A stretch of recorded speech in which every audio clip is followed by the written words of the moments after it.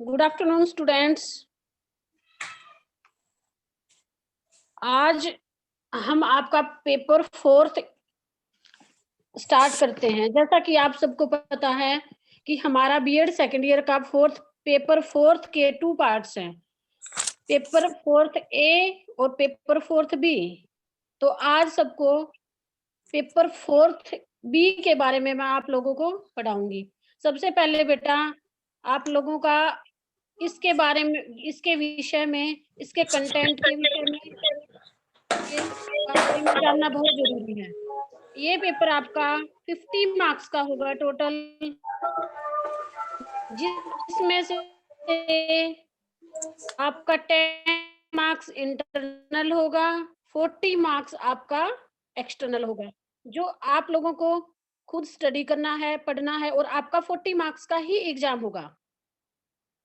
और आपका जो पेपर है इसमें क्या है कि आपके सिलेबस के अकॉर्डिंग आप लोगों को 5 क्वेश्चन पेपर में आपके आएंगे।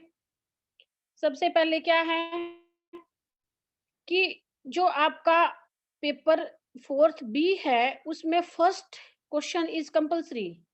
There will be 2 short answer type of question each of 4 marks, 2 long question type question that will be 16 marks of each question। तो जैसा कि आप लोगों को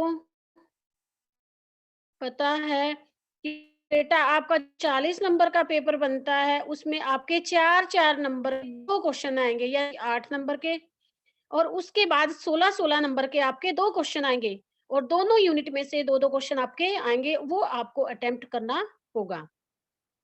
तो आज हम आपको करवाते हैं कि जो आपका पेपर है अंडरस्टैंडिंग डिसिप्लिन एंड सब्जेक्ट, यानी कि इसके विषय में मैं आज आपको बताना चाहते हैं। सबसे पहले क्या है कि आप जो ये क्या है द मीनिंग ऑफ डिसिप्लिन। अभी मैं आप लोगों को जर्नल इसके बारे में बताना चाहती हूँ। वैसे हम डिसिप्लिन को क्या बोलते हैं? अनुशासन। यानी कि हमारे हर फील्ड में डिसिप्लिन का होना बहुत जरूरी है। अगर हमारे घर में अनुशासन नहीं है तो वो भी नहीं चल सकता। अगर हमारी एजुकेशन में नहीं है, कोई भी स्कूल है, कॉलेज है, क्लास है, आप कहीं भी जाओ, without discipline it's a mismanagement, यानी कि एक तरह से हमारा प्रबंधन भी सही नहीं होगा। क्योंकि जब तक हम खुद अनुशासन में नहीं रहेंगे, बच्चों को भी कुछ नहीं बता पाएंगे, नहीं समझा पाएंगे।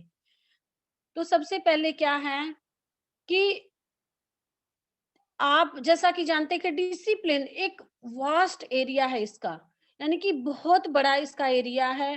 कि इसका मतलब क्या है, अर्थ क्या है, कि आजकल सबसे मेन चर्चा का विषय यही है कि हमारा अध्ययन क्षेत्र कितना बड़ा है। देखो, अगर डिसिप्लिन को अगर हम सोचें, समझें और जानें, तो इसमें क्या है कि आपका जो ये विषय है, इसमें आप जानते हैं कि हमारा जो स्टडी का एरिया है या अध्ययन का क्षेत्र है या डिसिप्लिन है, इसके अलग-अलग मीनिंग है। कैसे? जैसे अगर कोई व्यक्ति रिसर्च के एरिया में जाता है, यानी कि अनुसंधान में, तो वहाँ पे डिसिप्लिन अलग तरह से है कि आपको रिसर्च किस तरह से करनी है, कहाँ से डाटा लेना है, कितना डाटा आपको कलेक्ट करना है और आपका एरिया कितना होगा। ठीक है? इसके बाद क्या है, अगर आप क्लिनिकल एरिया में जाते हो, तो वहाँ पर भी क्या होगा कि डॉक्टर को अगर कोई व्यक्ति बीमार है, जैसे आजकल क्या है कि कोविड-19 का दौर जो चल रहा है, तो हमें डॉक्टर क्या करते हैं, हमें एक प्रिकॉशन देते हैं, हमें सैनिटाइज़र यूज़ करना है या मास्क लगाना है या हमें सोशल डिस्टेंस बना के रखना है। तो ये भी क्या है, ये भी एक डिसिप्लिन का ही एरिया है। इसी तरह से अगर हम कहीं भी मिलिट्री लाइन में जाते हैं, तो वहाँ पे क्या होता है, वहाँ पर भी यही होता है बेटा कि हमें कुछ रूल होते हैं, हमारे कुछ रेगुलेशन होते हैं, हमें उनको फॉलो करना पड़ता है। उन्हीं के according it's also a training, यानी कि ये हमारी एक प्रशिक्षण भी है। कैसे है? क्योंकि हमें कुछ रूल होते हैं, उनको फॉलो करना पड़ता है। ऐसे ही आपका जो एजुकेशन का एरिया है, वो भी बहुत ही वास्ट है। तो इस तरह से अगर हम इसका जो एरिया है, एरिया ऑफ डिसिप्लिन्स, तो उसको जाने, तो ये हमारा बहुत बड़ा एरिया है। यानी कि हमें डिसिप्लिन की एक सटीक परिभाषा हम नहीं दे सकते। हर क्षेत्र में डिसिप्लिन की परिभाषा अलग-अलग है। जैसा कि आप जानते हैं कि डिसिप्लिन क्या है? अगर हम अपने फैमिली को लेके चलते हैं, वहाँ पे अलग तरह का डिसिप्लिन होगा। हमारा स्कूल को देखते हैं, वहाँ पे अलग होगा। अगर हम ऑफ़िस में देखते हैं, तो वहाँ पे अलग होगा। इसी तरह से आपका, चाहे हमारा मिलिट्री है, हमारा मेडिकल लाइन है, स्कूल है, कॉलेज है, यूनिवर्सिटीज़ हैं, हर जगह अपना-अपना एक इसका एरिया होता है, एक दायरा होता है और इसकी कुछ कंडीशन भी होती हैं। तो इस तरह से जो ये हमारा अध्ययन का क्षेत्र है, यानी कि डिसिप्लिन है, इसका बहुत बड़ा एरिया है। तो आज सबसे पहले मैं आपको बताती हूँ कि डिसिप्लिन किस वर्ड से बना है, कैसे बना है? The word discipline is the meaning of Latin word discipulus, यानी कि जो हमारा शब्द डिसिप्लिन है, ये लैटिन भाषा के शब्द डिसिपुलस का ही अर्थ है, विच मीन्स सब्जेक्ट और स्टूडेंट। अर्थात जो डिसिप्युलस शब्द है, उसी से हमारा डिसिप्लिन बना है, और जिसका अर्थ है सब्जेक्ट और स्टूडेंट, अर्थात हमारा विषय और छात्र, कि हमारा विषय क्या होना चाहिए पढ़ाई का, और हमें छात्रों को कितना पढ़ाना है, कब पढ़ाना है, कौन से मेथड से पढ़ाना है, किस तरीके से हमें समझाना है, कि आपको ऑडियो वीडियो से समझाना है, वो हमारा विषय है।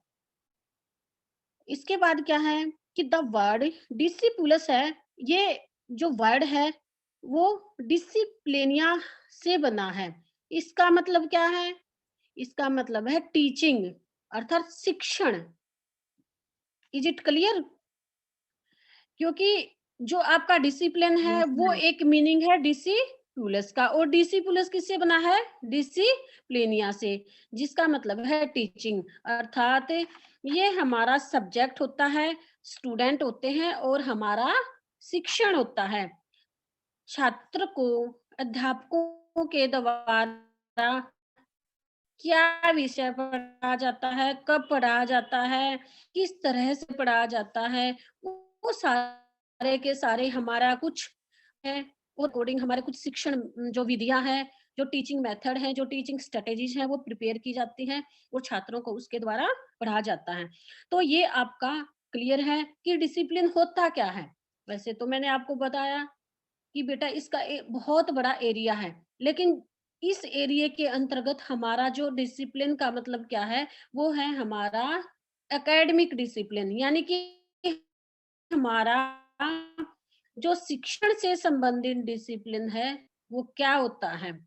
तो इसमें क्या है कि डिसिप्लिन में विद्यार्थियों को उनके विषय के चुनाव का चुनाव की स्वतंत्रता भी दी जाती है, और दूसरा क्या है कि जब छात्रों को पढ़ाया जाता है, तो उन्हें डिसिप्लिन में रहना बहुत ज़रूरी होता है। वो डिसिप्लिन, ये इसका मतलब ये नहीं कि आपको इतनी देर तक बैठना है, इस हिसाब से रहना है, इसका ये नहीं, बल्कि ये होता है कि आपके कुछ रूल हैं, हमारे जो संस्था के द्वारा, जैसे कि आपको कौन से मेथड से पढ़ाया जाए, आप कितने बजे क्लास लेते हो, कितने बजे तक आपकी क्लास है, कौन-सा सब्जेक्ट है। सपोज़ आपका सब्जेक्ट साइंस का है, अगर आपको केमिस्ट्री है, फिजिक्स है, उसको पढ़ाना है, तो हम क्या करते हैं, एक लैबोरेटरी होती है, वहाँ पे बच्चों को एक्सपेरिमेंट करके दिखाया जाता है, और वहाँ पे एक प्रैक्टिकल के थ्रू बच्चों को पढ़ाया जाता है।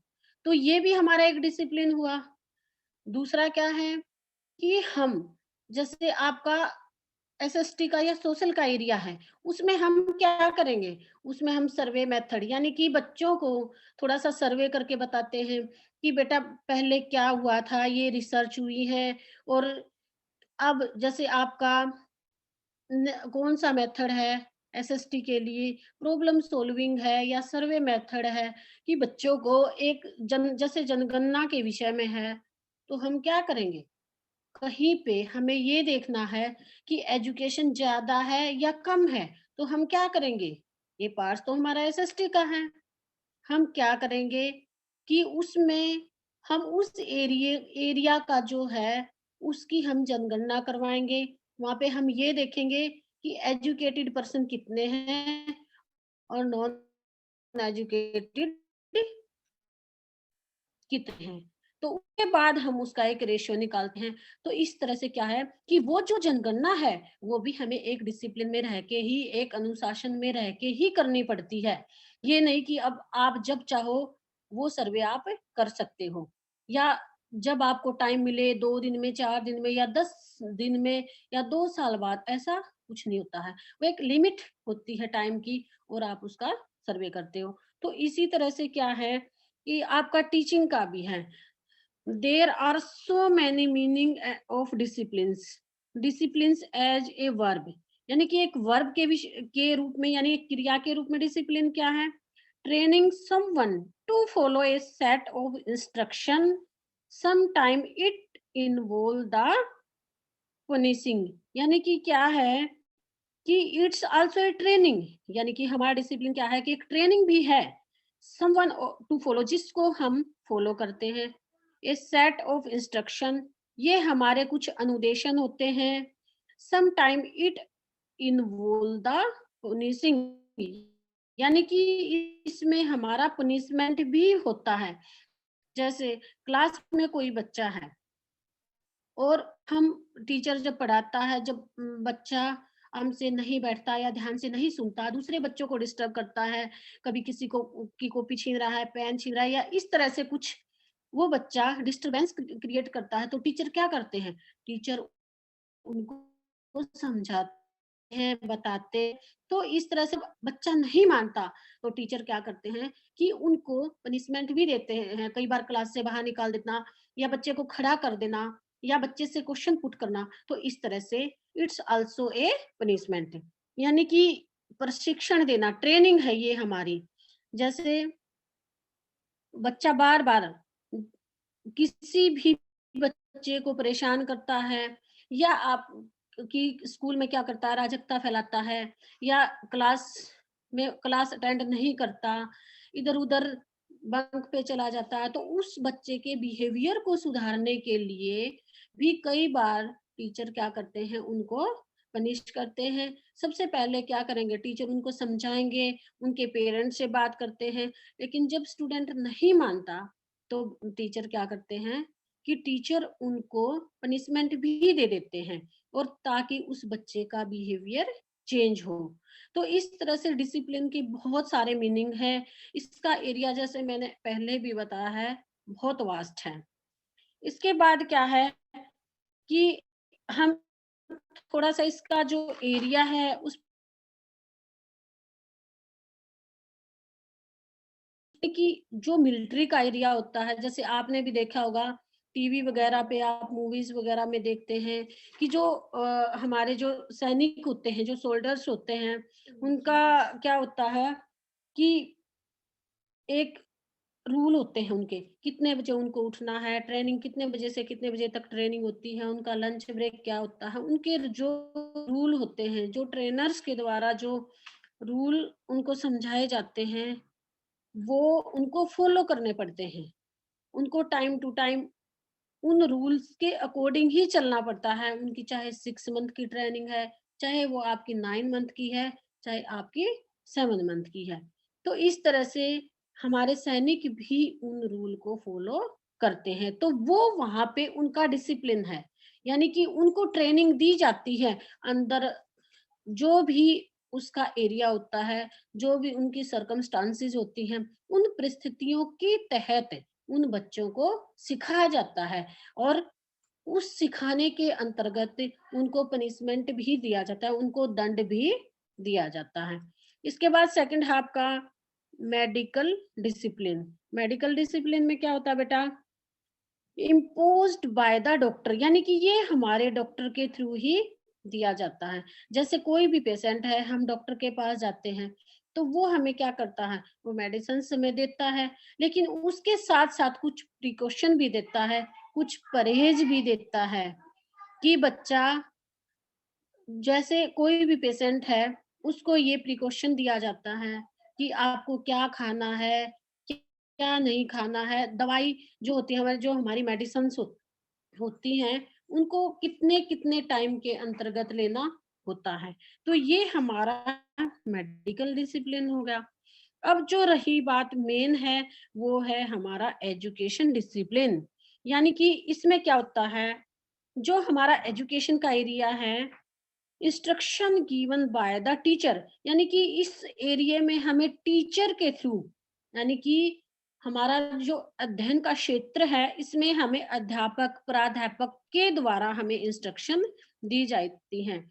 यानी कि जैसे आपका कोई भी स्कूल, मैंने अभी बताया था कि बच्चे के बिहेवियर को चेंज करने के लिए स्कूल में टीचर्स के द्वारा जो इंस्ट्रक्शन दी जाती हैं, जो रूल बनाए जाते हैं, वो बच्चा उनको फॉलो करता है।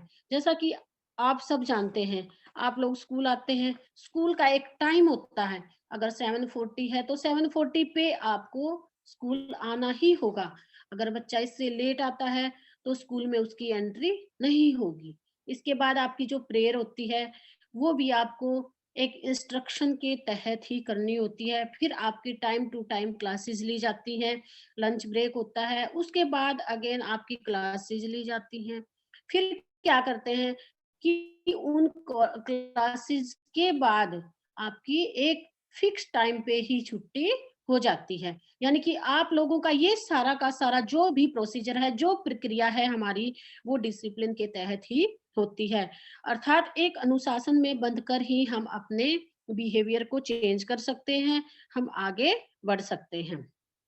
अध्ययन क्षेत्र केवल बाहरी नहीं है, यानी कि बेटा ये डिसिप्लिन केवल बाहर के दिखावे के लिए नहीं है, ये हमारा अपना इंटरनल भी होता है कि हम अपने बिहेवियर को कैसे चेंज करें। तो इसके बाद क्या है कि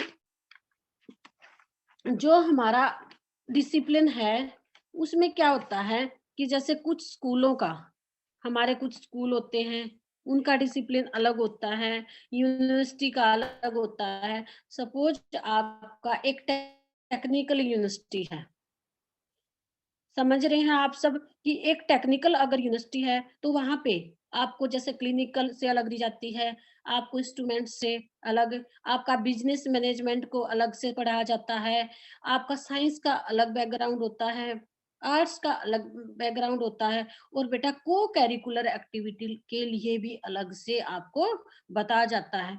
तो हर चीज़ की, हर जगह अपना एक अलग डिसिप्लिन होता है। इसी प्रकार क्या है कि जैसे आपका जो बिहेवियर है, डिसिप्लिन होता क्यों है? क्यों डिसिप्लिन शब्द का यूज़ हम बार-बार करते हैं, अनुशासन क्यों बार-बार लाते हैं? क्योंकि कई बार क्या होता है कि ये हमारे चिंतन को, यानी कि हमारी जो कॉन्शियसनेस है, उसको, हमारे बिहेवियर को भी कंट्रोल करता है।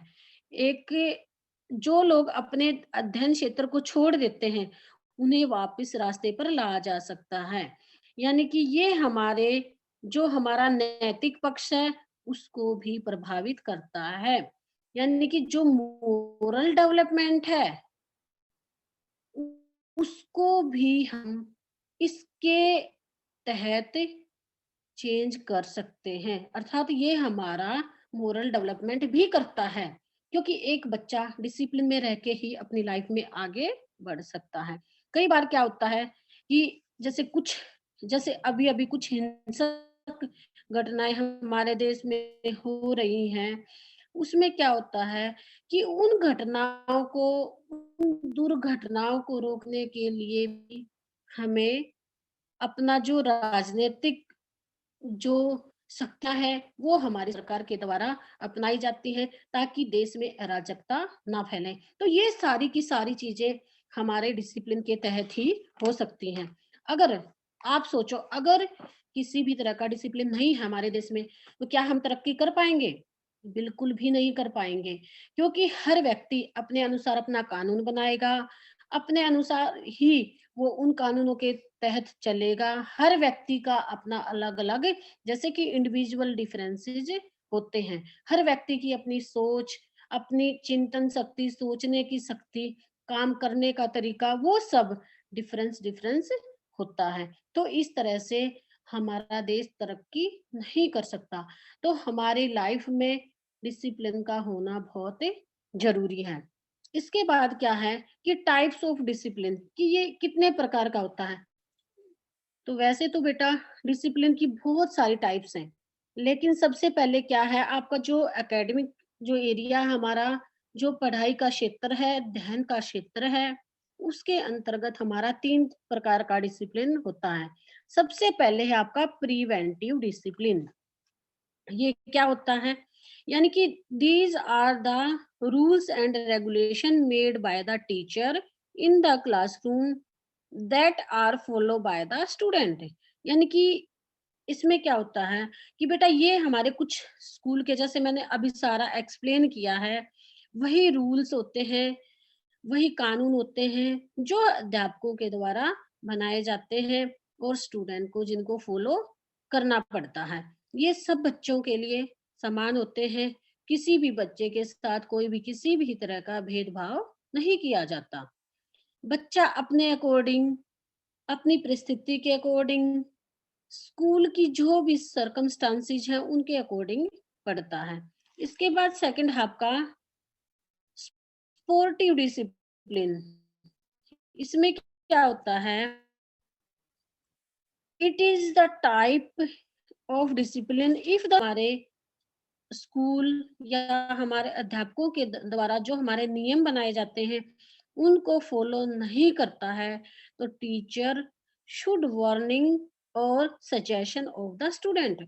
तो अध्यापक क्या करते हैं कि बच्चों को वार्निंग देते हैं, उनको सचेत करते हैं, उनको सलाह देते हैं कि भविष्य में वो ऐसा ना करे। अर्थात एक बच्चा जब बार-बार टीचर के बोलने के बाद भी क्लास में आराम से नहीं बैठता या ध्यान से नहीं सुनता, या जो होमवर्क उसको दिया जाता है, अगर वो उसको टाइम टू टाइम पूरा नहीं करता है, तो अध्यापक क्या करेंगे? उनको वार्न करेंगे, उनको सजेशन देंगे कि आप लोगों को क्लास से निकाल दिया जाएगा, आपके मार्क्स अच्छे नहीं आएँगे, आप फेल हो जाओगे। इस तरह से टीचर उनको बार-बार वार्निंग देता है ताकि वो अपना ध्यान पढ़ाई में लगा सके। अब थर्ड है आपका करेक्टिव डिसिप्लिन। यानी कि इसमें क्या होता है, in this type of discipline the student are not following the discipline even after the super sportive treatment. अगर जब छात्र स्पोर्टिव यानी कि उसको जब सजेशन दिया जाता है, उसको सचेत किया जाता है, उसको वार्न किया जाता है, फिर भी नहीं मानता, then the punishment should be used to make student follow the rules। तो क्या होता है कि छात्रों को समझाने के लिए उनको पनिशमेंट भी दिया जाता है कुछ टाइम के लिए। जैसे अगर छात्र क्लास में अपना होमवर्क नहीं करके लाता तो उनको पेरेंट्स को भी बुलाया जाता है, पेरेंट्स को इन्फॉर्म किया जाता है, उनको कुछ टाइम के लिए क्लास से निकाल दिया जाता है, या फिर क्लास में ही 10-15 मिनट जैसे भी उनको खड़ा कर दिया जाता है। क्यों? क्योंकि छात्र को बार-बार समझाने के बाद भी अगर छात्र नहीं मानता है, तो टीचर उनको पनिशमेंट भी करते हैं। क्यों करते हैं? क्योंकि बेटा उनके बिहेवियर को चेंज करने के लिए, उनको समझाने के लिए, उनका ध्यान आकर्षित करने के लिए। इसके बाद भी अगर छात्र नहीं मानते हैं, तो पेरेंट्स को बुल उनके पेरेंट्स को भी बुलाया जाता है। ये एक इस तरह का प्रोसीजर है कि आपको बच्चे को उनके हर तरह के जो बिहेवियर है उसमें परिवर्तन करना ही पड़ता है। एक बच्चा क्लास में ध्यान लगाकर नहीं पढ़ता, तो हम क्या करते हैं उनको ट्रीटमेंट भी देते हैं।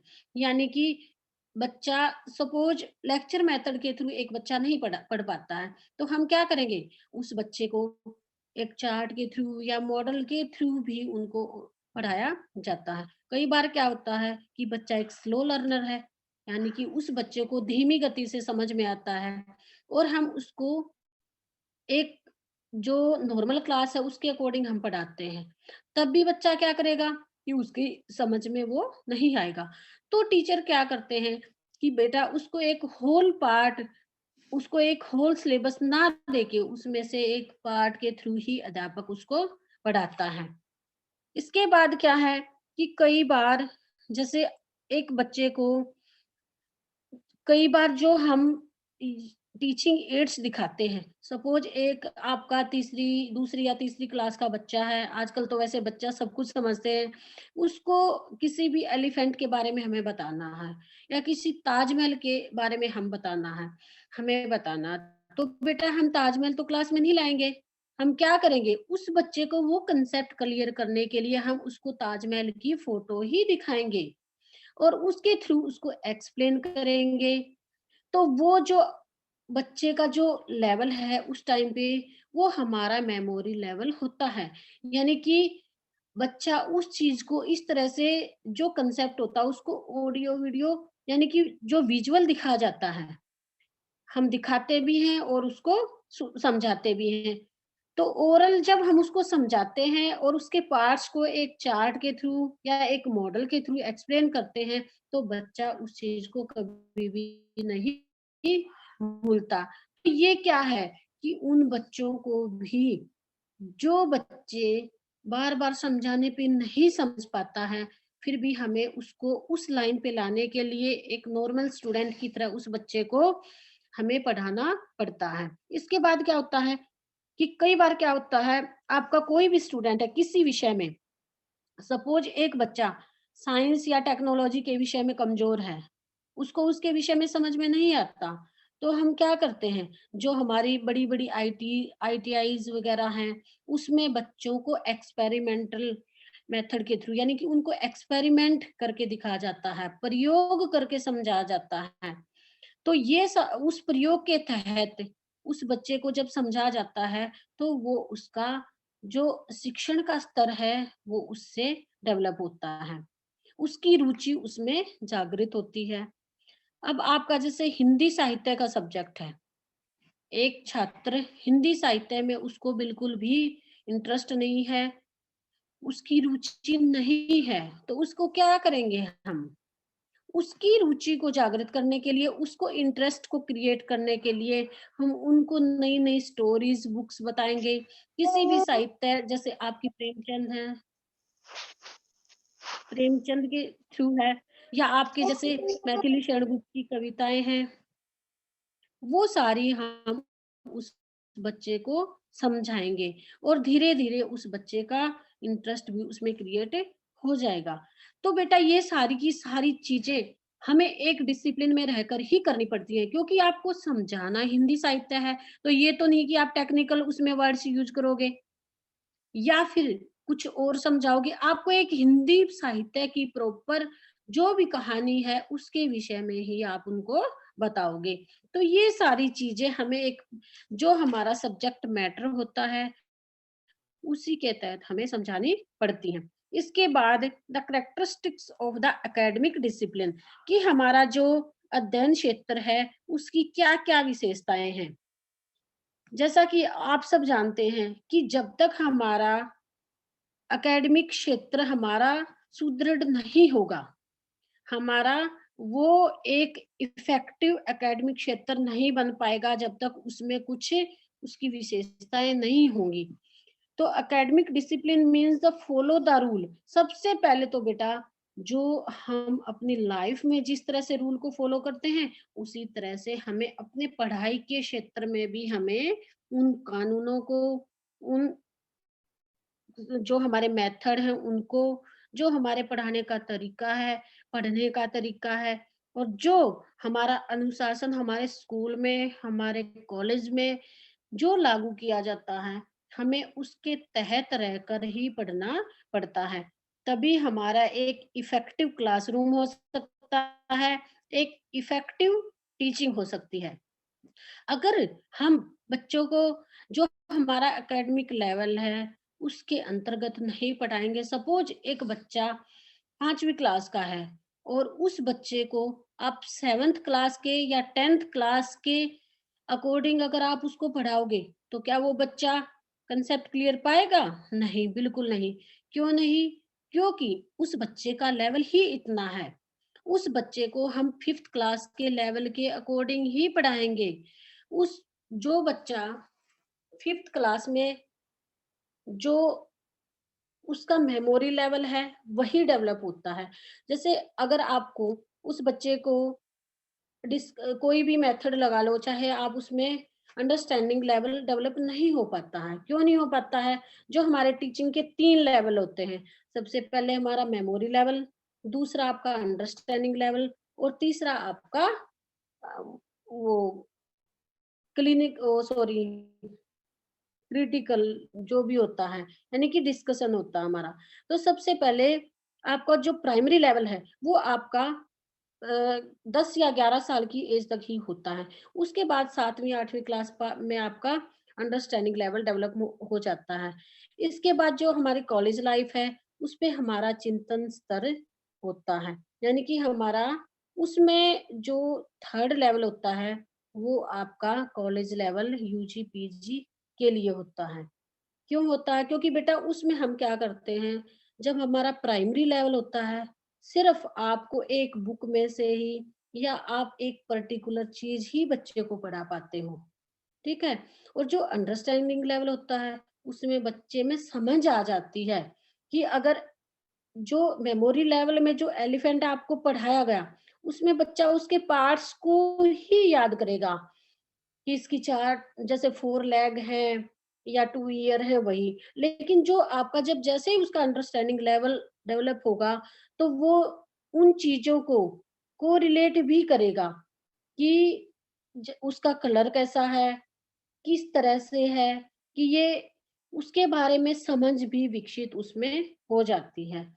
और आपका इसी तरह से बच्चे का जो लेवल है वो डेवलप हो पाएगा। अगर हम बच्चे को स्टार्टिंग में ही इतनी स्टिकनेस हम दिखाएँगे, उस बच्चे को डाँटेंगे या फिर उसको बार-बार पनिश करेंगे, तब भी बच्चा नहीं पढ़ पाएगा। क्योंकि उसमें हमें पोलाइटनेस का होना बहुत ज़रूरी है।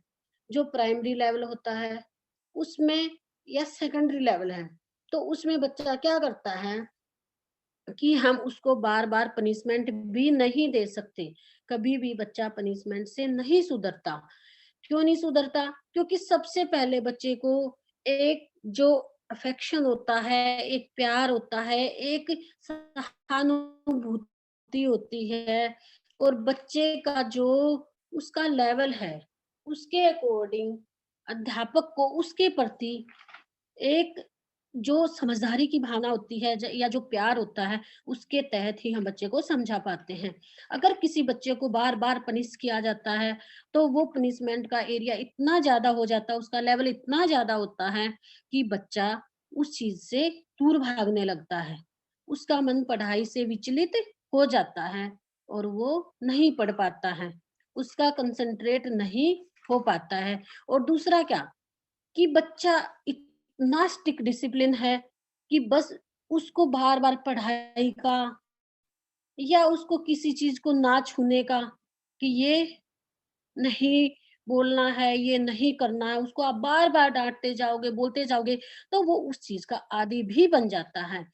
तो इसलिए ना तो बच्चे को ज़्यादा स्ट्रिक्टनेस में रखा जाए और ना ही बच्चे को इतना लिबरल भी नहीं किया जाए कि बार-बार आप उसकी हर बात को पूरा करते हैं। तो ये दोनों ही परिस्थितियाँ बच्चे को उस लेवल तक नहीं जाने देती। तो हमारा जो डिसिप्लिन का जो लेवल होता है वो हमारा नॉर्मल होना चाहिए यानी कि मिड वाला होना चाहिए। टाइम टू टाइम बच्चे को सजेशन भी दो, बच्चे को कुछ जो नियम है उनके तहत उनको समझाओ भी और अगर नहीं मानता तो बच्चे को थोड़ा बहुत पनिशमेंट भी देना बहुत ज़रूरी है, ताकि उसके बिहेवियर में चेंज हो सके। तो अब जो कैरेक्टरिस्टिक्स हैं उसके अकॉर्डिंग क्या है कि discipline has own specific objective. देखो बेटा जिंदगी में कोई भी काम हम करते हैं हमारी लाइफ का कोई ना कोई उद्देश्य जरूर होता है वो डिसिप्लिन किसी काम का नहीं है जिसका कोई उद्देश्य नहीं है। सपोज़ आप लोगों का उद्देश्य क्या है? आपका ऑब्जेक्टिव क्या है? बीएड करना। आप बीएड किस लिए करते हो? आपका एम क्या है? टीचर बनना। ठीक है ना? तो टीचर बनने के लिए आप बीएड करते हो, आपका ऑब्जेक्टिव क्या है? कि आपको बीएड करना है और इस बीएड के तहत आपका जो सब्जेक्ट है, उसके अकॉर्डिंग ही आपको देखना पड़ता है, पढ़ना पड़ता है, प्रैक्टिकल देना पड़ता है, फाइलें बनानी पड़ती हैं। तो हमारी लाइफ में जो हमारे ऑब्जेक्टिव्स होते हैं, उनका होना बहुत ज़रूरी है। जब तक हमारा कोई उद्देश्य नहीं है, तब तक हम किसी भी काम को नहीं कर पाएँगे। यानी कि जो हमारे ऑब्जेक्टिव हैं, वो हमारे एम्स को और हमारे गोल को, उसको अचीव करने में हमारी मदद करते हैं, एक सीढ़ी का काम करते हैं। अगर हमारा कोई ऑब्जेक्टिव नहीं है और हम ज़्यादा से ज़्यादा डिसिप्लिन को यूज़ करे या अनुशासन में रहे, बिना काम किसी भी एम्स के बगैर, किसी भी उद्देश्य के बगैर, तो वो भी हमारा सही नहीं है। इसके बाद सेकंड आपका it has an research technique, यानी कि बेटा जो हमारे डिसिप्लिन है, वो हमारे रिसर्च के अकॉर्डिंग, जैसे मैंने पहले भी बताया था, उसके अनुसार हमारी टेक्नीक भी होती हैं। जैसे अभी मैंने बच्चों को बताया कि अगर एक बच्चा स्लो लर्नर है, तो हम अपनी टेक्नीक अपनाएँगे कि उसको कैसे पढ़ाया जाए। एक बच्चा जिसको कम दिखाई देता है, वो विज़ुअली ब्लैक बोर्ड पे नहीं देख पाता है, तो हम उसके लिए क्या प्रिकॉशन करेंगे?